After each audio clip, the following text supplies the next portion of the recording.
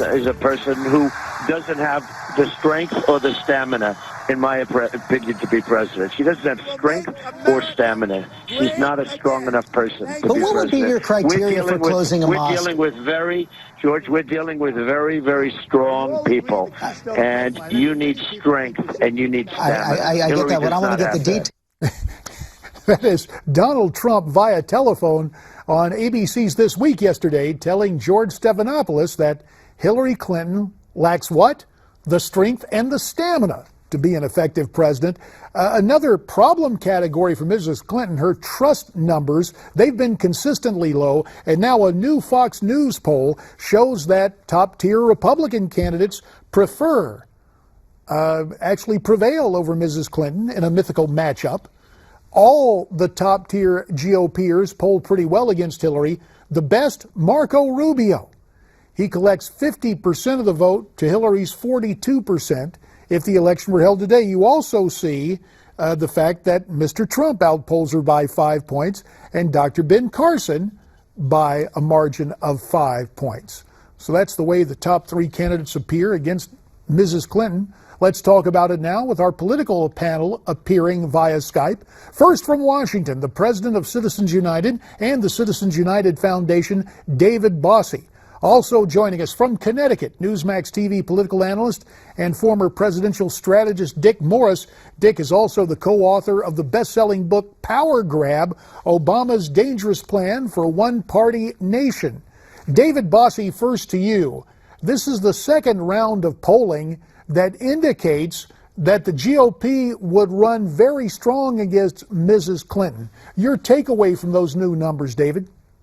Well, I'm not surprised. Hillary Clinton is, got a lot of problems. That her untrustworthiness numbers, her dishonesty numbers across the board have been a problem for her and for the Democrats for the last year. I think Bernie Sanders his strength is really more about her than about him. But I do think the Republicans are running a very good field of candidates, and I think they all are performing well against Hillary because they offer an alternative to the third Barack Obama term. Dick Morris, some polls out over the weekend, the national polls indicate that Trump has a commanding lead. It seems the Donald is trusted most on a range of issues, including terrorism and the economy. Why does Trump continue to dominate these national polls? Well, economy is obvious. He's the only one who's made a good living off the economy. So he obviously knows something about how it works. National security, because he's as tough as they come and obviously doesn't put up with any chicanery.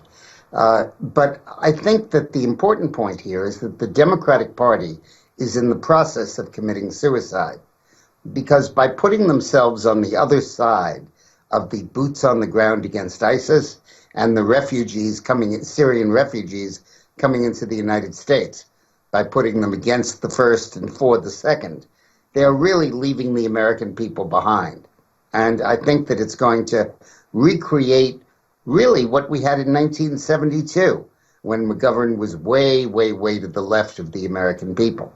I think the Democrats are about to fall off a cliff on this one. Well, still there's a year left, but if present trends continue, I guess that's the caveat we'd have to add. Dave Bossie, back to you, because the other thing we're seeing in this poll of likely Republican voters, the fact that Marco Rubio and Ted Cruz continue to see their numbers go up. This runs counter to that trend of political outsiders. Are Republican voters beginning to look for alternatives to Donald Trump and Dr. Ben Carson? No, I don't think that Rubio and Cruz are considered of Washington. I think Marco Rubio is much more the establishment candidate than Ted Cruz. But, they've both only been here a very short period of time, and I don't think anyone around the country looks at Ted Cruz and thinks of the Washington establishment. So I think we really have some tremendous candidates all going against the grain. And I think that we're going to be able to thank Barack Obama for whoever becomes president, because just like we were able to thank Jimmy Carter for Ronald Reagan in 1980, I think we're going to owe a little bit of thanks to Barack Obama here next year. And again, the giant asterisk if present trends continue. The reason we stay on top of this is because things can change. And Dick Morris, 30 seconds, things beginning to change for Ben Carson. His poll numbers on the decline. He's got loyal supporters, but can they keep him up toward the top? Well, no, I think that the evangelicals are beginning to desert Carson because they also do not feel he's strong enough to stand up to ISIS. And most of those votes are going to Cruz. You say if present trends continue. Well, ISIS will ensure that they continue. These guys aren't going out of business. And if you think that was the last attack before Election Day, you're obviously wrong. And even the lesson of Brussels is they don't have to attack. They just have to threaten it to close down a city. We'll leave it there for right now. Dick Morris, David Bossie, stay right where you are. We're coming back with more.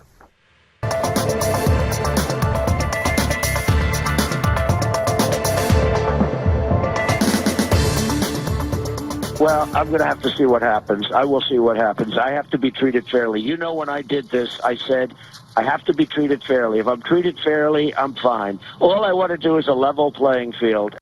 Donald Trump resurrecting the notion of a possible independent run for the White House. Right now, he's doing pretty well among Republicans. Tell you a guy who's having his problems. That was the one-time, much-touted frontrunner Jeb Bush. In a range of polls released Sunday, he's at 5% and 6% nationwide. He's had a much ballyhooed reset in his campaign. Is there a way left for him to climb in terms of voter support? Let's bring back our panelists. David Bossie of Citizens United joining us from Washington, and via Skype from Connecticut, political analyst Dick Morris. Dick, first to you. What about Jeb? I think he's gone. In the 6 polls before the October 10th debate, he averaged 5%. And in the 3 polls since the October 10th debate, he averaged 5%. A flat line on an EKG isn't good for a patient's future health. And now, I've got to ask you this, David Bossie. You and I have been around a long time. Whole lot of folks who can get into the party-level organization and structure. Is it conceivable that Team Bush mounts a sub rosa campaign trying to grab party machinery and make a difference that way? I certainly hope not. I think what Dick just said is exactly right. He has all the money and all the name ID and no ideas and no voters. The guy can't buy a voter. And I just think his time has passed. The Bush name has been an albatross for him for the last year. I think that his time has passed. I think that there's a really great field of candidates here. We're going to end up with one of them. I don't think, and I really don't believe for a moment that Donald Trump is going to go third party. He is leading in all of these things. I think he is thinking he's going to win the whole thing. He's always been one to want to get the best leverage possible. So I don't find that hard to believe. Well, we take a look at this polling, and New Jersey Governor Chris Christie polling low, somewhere between 2% and 3%. Dick, you just pinned a column saying, Christie, drop out already.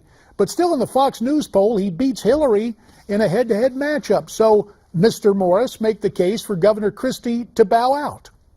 First of all, the headline is, hey, Chris, yeah, you, drop out already. That's translated from New Jersey, it means, sir, would you please quit? Yeah, I see that. I think that he's at 3%. The next line is, what is there about 2.8% that you don't understand? That's his average in Real Clear Politics. I just think that his time is also come and gone. I think he hurt himself when he gave a keynote speech that didn't mention Obama or Romney, just talked about Christie. Then when he virtually endorsed Obama in that fly-around because surveying storm damage, I think he did himself a lot of harm. And in Bridgegate, he may not have ordered the closures, but it's like Nixon. The attitude and environment of getcha and revenge that he created in his office probably made it possible for that to happen. So I think that he should get out of this race. David Bossie, with the minute that remains, do you agree with what Dick Morris is saying? I do agree, but here's the thing. All of these candidates have felt for the last 4 months that Donald Trump and then Ben Carson would never be able to hold on to the lead, and therefore let me stay in it until that big chunk of votes becomes available to all of the rest of us. So I think that that's why guys like Chris Christie, who are polling in an embarrassingly low 2, 3, 4%, and there's a host of them, not just Chris Christie, but Jeb Bush is another example. These guys have been staying in it because they believe that there's still room if the top tier crumbles, and we just haven't seen it happen yet. David Bossie of Citizenship. Very quickly, Dick, 10 seconds. I don't think Trump is going to crumble. Carson will, but Trump won't grow. And if he's only getting 25% of the vote, which collapses to a three-way field, that's not enough to win.